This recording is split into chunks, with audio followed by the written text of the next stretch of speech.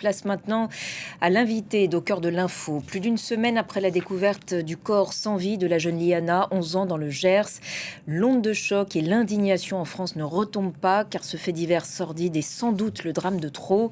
Le principal suspect, Jérôme Barella, ayant déjà été visé par plusieurs signalements et plaintes pour viol sur mineurs, et ce depuis 2017, signalé même, on l'a appris il y a quelques jours, par un réseau anti-pédocriminalité américain. La colère se dirige à présent contre les services de gendarmerie, mais surtout contre la justice française, ses lenteurs, ses dysfonctionnements. Les funérailles de l'adolescente ont eu lieu vendredi dernier dans la commune de Fleurance. On reparle de tout cela avec donc notre invité Arnaud Gallet, activiste, président de l'association Move Enfants, ancien membre de la Civise, la commission indépendante sur l'inceste et les violences sexuelles faites aux enfants, et auteur de J'étais un enfant aux éditions Flammarion. Bonsoir, merci beaucoup d'avoir accepté ce soir notre invitation sur France 24. Dans ce livre, justement, je le précise, vous racontez avoir vous-même été victime de viol durant votre enfance par un prêtre qui était donc votre grand-oncle, et aussi par deux cousins. On y reviendra dans le cadre de cet entretien. Merci encore d'être avec nous ce soir. On le sait, Arnaud Gallet, des scandales d'enfants victimes de personnes déjà connues des services de gendarmerie ou de justice en France, il y en a beaucoup eu dans le passé. Mais là, véritablement, cet événement prend une dimension tout autre. Certains parlent de scandale d'État. Est-ce que vous avez été surpris par l'ampleur de cette onde de choc ? Surpris, oui. Alors, vous avez raison, surpris parce que c'est la première fois que ça se passe comme ça. Pour autant, des affaires comme celle-là, il y en a plein, malheureusement. Mais moi, je pense que c'est le contexte aujourd'hui un peu historique qu'on vit, qui a fait réveiller un peu la France. Je Succession de scandales. Ouais, je pense qu'il y a eu déjà l'affaire Betaram, qui a fait beaucoup de bruit. Donc, on s'est posé des questions, mais jusqu'à présent, on se disait, tiens, finalement, c'est assez ancien. Et puis, ça arrive plus aujourd'hui. Et puis, il y a eu le périscolaire. Puis là, les gens se sont dit, notamment sur Paris, ce qui est quand même la capitale, on s'est dit, mais attends, ça existe encore ? Et donc, les personnes ont quand même réagi. Et puis, à mon avis, là, l'histoire, effectivement, de Liana, c'est l'affaire de trop. C'est de se dire, mais c'est pas possible. C'est-à-dire que, effectivement, c'est plus dans le passé, ça existe bien aujourd'hui. Et surtout, des erreurs comme celle-là, on en a connu plein. En réalité, faut rappeler que la France a été condamnée en 2020 dans l'affaire Marina, cette petite fille qui est morte, malgré pareil signalement, plein de différentes choses. Et il y a plein d'affaires comme celle-là, et je pense qu'il est temps qu'on rende hommage à ces héros, finalement, à ces enfants qui sont morts, délaissés par la République française. Il est temps qu'il y ait un vrai sursaut en matière de protection de l'enfance dans ce pays, et on en est là aujourd'hui. Et moi, je trouve que c'est atroce. Moi, j'ai une pensée pour la famille, bien entendu, et il y a une petite touche d'espoir quand on voit qu'il y a un réveil un peu de la population française. Il était temps. C'est comparable à ce que la Belgique a connu il y a maintenant plus de 20 ans avec l'affaire Dutroux. Et il est temps, effectivement, maintenant que les politiques répondent présent.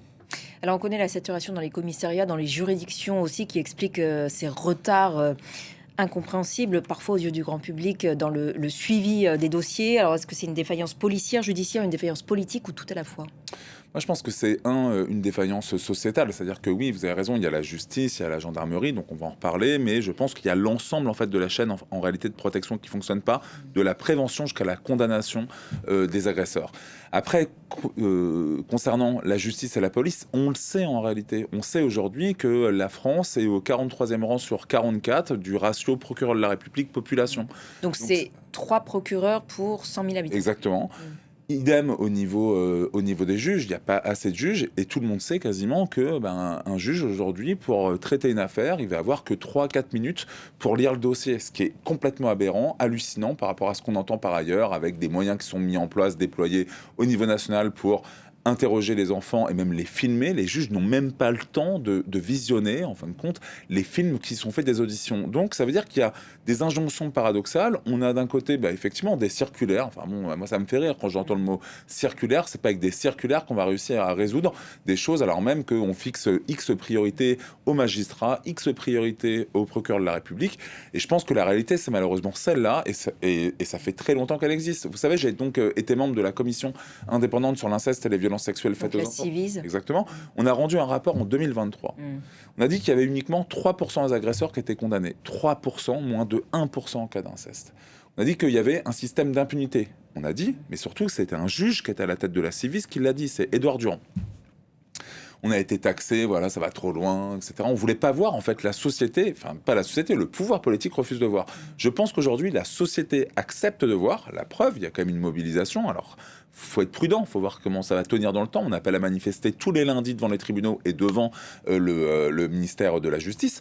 Ce sera le cas donc demain. Ça sera le cas donc demain, mais je pense qu'il faut absolument que maintenant le politique se réveille grandement. Il faut qu'il y ait des lois et au-delà des lois, des actions. Vous évoquiez la Ciivise, cette commission indépendante sur l'inceste et les violences sexuelles commises contre les enfants, à laquelle donc vous avez participé notamment en 2023. Il y avait 82 préconisations qui avaient été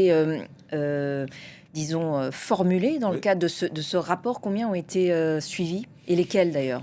À notre sens, pas énormément. Il va y avoir demain la Ciivise qui va publier justement un rapport sur le suivi de ces préconisations. Si j'ai bien compris, il y aurait le quart des préconisations. Je ne sais même pas lesquelles, pour tout vous dire. Il y en a une, c'est sûr qu'elle a été reprise, c'est la poursuite de la Ciivise. Je le dis avec un peu d'humour, c'est la seule à ma connaissance. Mais sincèrement, il y a un manque de volonté politique criant, alors même que cette commission indépendante sur l'inceste et les violences sexuelles faites aux enfants a été mise en place par Emmanuel Macron lui-même. Et ça a généré quand même un appel à témoignage, sans précédent, puisque 33 000 personnes ont témoigné.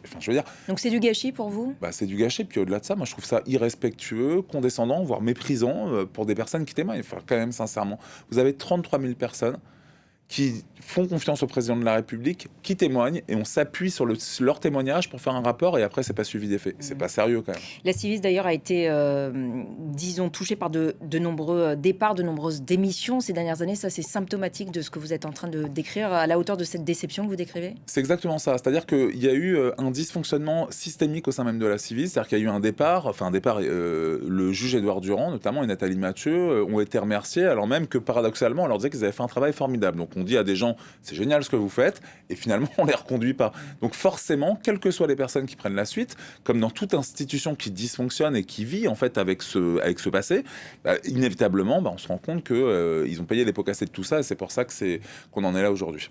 Parmi les dysfonctionnements, en tout cas les choses qu'on pourrait largement améliorer en France, vous avez commencé à en parler, l'audition justement des enfants.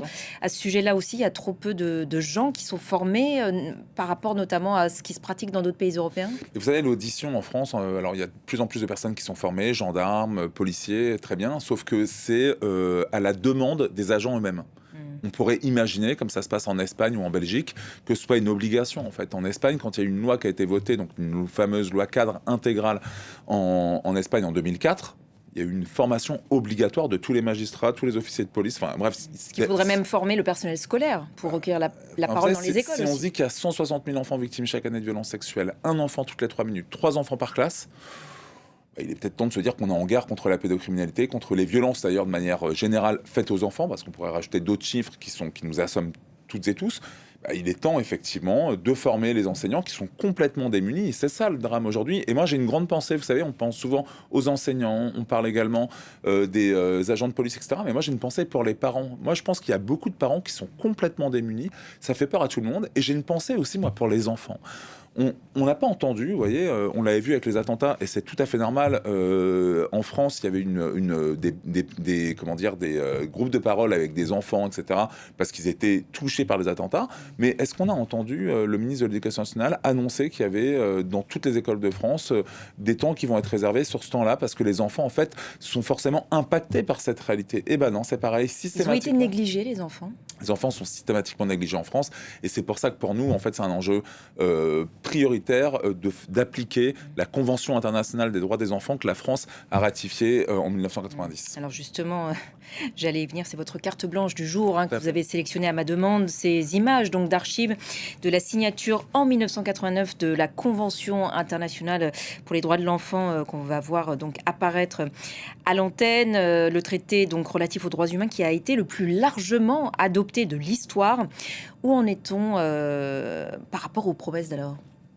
On en est qu'aujourd'hui, on ne sait toujours pas se mettre à hauteur d'enfant, que les droits des enfants, c'est important de le rappeler, c'est pas uniquement le droit d'être protégé, même si celui-là, il est extrêmement important, parce qu'on rappelle que les enfants ont besoin de sécurité pour grandir. En fait, ça semble tellement évident, mais c'est important de le rappeler.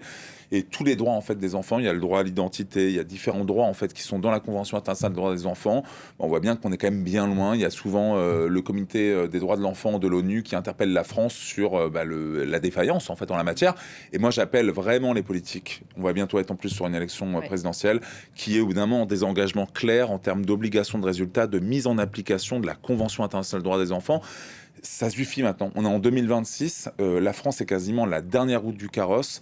Et je pense qu'il est temps en fait qu'on puisse agir. Le timing justement de la présidentielle pour vous, il tombe entre guillemets à pic pour continuer sur cette vague, pour continuer d'alerter sur cette, ce problème. Oui, ce qui est sûr, c'est que nous, de toute Ou façon. est-ce que vous craignez au contraire une récupération politique? Bah oui, il va y avoir de la récupération politique, sauf que à nous, en fait, citoyennes, citoyens, associations, enfin tout le monde, d'exiger en fait des politiques d'agir. En fait, moi, ce que j'appelle de mon vœu le plus cher, c'est que le prochain président qui soit voté dans les 6 prochains mois, et ben, qu'il soit en capacité de faire des lois et surtout d'appliquer, parce qu'il ne s'agit pas que de faire des lois en France, il s'agit de les appliquer, bien entendu, avec des moyens, et ben, qu'il y ait des annonces qui soient faites et surtout qu'elles soient suivies des faits et qu'on arrête un peu de découvrir systématiquement. Je pense qu'on a eu suffisamment, vous savez, j'ai entendu encore dernièrement, il faudrait qu'on fasse un Grenelle de l'enfance, sincèrement. On a eu une commission indépendante sur l'inceste et les violences sexuelles faites aux enfants. On a des commissions d'enquête qui sont faites au niveau de l'aide sociale à l'enfance, au niveau des violences à l'école. Au bout d'un moment, on en a marre. En fait, les gens ont besoin de pragmatisme. On en a marre des Grenelles, des conventions citoyennes. On ne sait même plus ce que c'est. Ça parle pas aux gens. Il faut être dans le pragmatique. Il faut protéger les enfants. Il faut agir. On connaît les solutions. Agissons. On a toutes les ressources en France, qui est un beau pays avec des personnes qui sont formées, qui sont exceptionnelles. On peut s'appuyer aussi sur ce qui se passe à l'étranger. Il y a des exemples. En Espagne notamment. L'Espagne, la Belgique, le Québec. Enfin bon, qu'on fasse un peu vœu d'humilité pour une fois, parce qu'on sait que des fois, nous, on a l'impression d'être champion du monde en tout. Qu'on arrive au bout d'un moment à se dire qu'il faut s'appuyer sur ce que les autres font pour être en capacité nous-mêmes d'améliorer notre culture, parce qu'on a un problème qui est profondément culturel en France, sur la question notamment de la pédocriminalité. On est quand même sur des choses, on l'a bien vu avec les poupées sexuelles à l'effigie d'enfants. Comment expliquer par exemple que la France soit le 4e pays au monde hébergeur de contenus cyberpédocriminels et le 2e d'Europe? C'est ça la réalité. Comment expliquer que la commission indépendante sur l'inceste et les violences sexuelles faites aux enfants a dit, en s'appuyant sur les 33 000 témoignages, qu'on dit à un enfant ou un enfant devenu adulte, je te crois, je te protège, uniquement dans 8% des situations. Donc, plus de 9 fois sur 10, on dit à un enfant ou un enfant devenu adulte, je te crois, mais je ne te protège pas, voire t'es un menteur, t'es une menteuse. Donc, le politique doit faire infléchir la culture. C'est son job, en réalité. Justement, le politique, tous les regards se sont tournés cette semaine vers le ministre de la Justice, Gérald Darmanin. Est-ce que vous pensez qu'il aurait dû démissionner? Écoutez, moi, de prime abord, j'étais contre, en me disant que soit lui ou un autre, finalement, c'est pas grand-chose. Il faut surtout qu'il prenne la mesure des choses et qu'on puisse avancer, parce que c'est pas uniquement son héritage. Moi, j'ai déploré très sincèrement les différentes prises de position, que ce soit celle du garde des Sceaux ou d'Emmanuel Macron, où on avait l'impression qu'il fallait cibler les magistrats. Moi, j'ai bien aimé la prise de position du maire de Florence, qui a eu le courage et l'honnêteté de partager en fait ce que la République connaît, c'est de dire que on est dans un système, on a une défaillance qui est systémique, une défaillance sociétale, pour reprendre ces mots, et que donc quand on est face à une défaillance sociétale, et ben malheureusement les erreurs humaines, elles sont légion. Et c'est vrai, il a raison de le dire. On les connaît, ces défaillances, c'est sans cesse les mêmes. Les signalements qui sont pas suivis, les parents qui savent qu'ils vont pas agir, etc. Il est temps en fait de changer un peu les choses et d'arrêter de vouloir taper sur les magistrats hautes. Faut qu'on se fédère en fait les uns avec les uns les autres. Arnaud Gallet, une dernière question rapidement, mais c'est très important d'en parler. En février dernier, vous étiez épuisé. Vous avez partagé sur Instagram une story dans laquelle vous annonciez avoir fait 2 tentatives de suicide récentes. La santé mentale des victimes d'inceste et de violences sexuelles. Des années après, en l'occurrence pour vous, plus de 30 ans après. Ça, c'est un angle mort aussi. Oui, bien sûr. On oublie de dire qu'il y a 1 personne sur 2 victimes qui fait une tentative de suicide, que 40% des victimes ont des addictions. Et puis moi, vous savez, ces tentatives de suicide, j'ai fait un travail depuis, ça fait plus de 20 ans que je suis suivi par des psys. Et l'élément déclencheur, ça a été la justice. Ça fait 8 ans que ma procédure est en cours. Je pensais qu'il y avait un non-lieu. Au début, j'étais un peu déçu. Et après, je me suis dit, c'est bien, au moins, ça met un terme à ces 8 ans interminables.